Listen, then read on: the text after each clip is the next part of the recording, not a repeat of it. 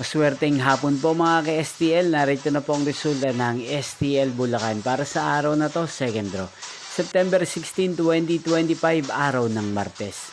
Naway ang mga natayahan niyo po mga numero kanina ay manalo nawa ngayong hapong ito, 4 PM. Kaya't kunin niyo na po ang inyong mga ticket. Narito na po ang resulta. Ang mga numerong nanalo sa STL Bulacan ngayong hapong ito, September 16, 2025, 4 PM, second draw result 35 at 3. In exact order again, 35 at 3. At ngayong hapong ito sa STL Bulacan, natin pong i-shoutout si Ate Hermy ng Bulacan. Shoutout po sa inyo Ate Hermy, sana po ay nasa maayos kayong kalagayan.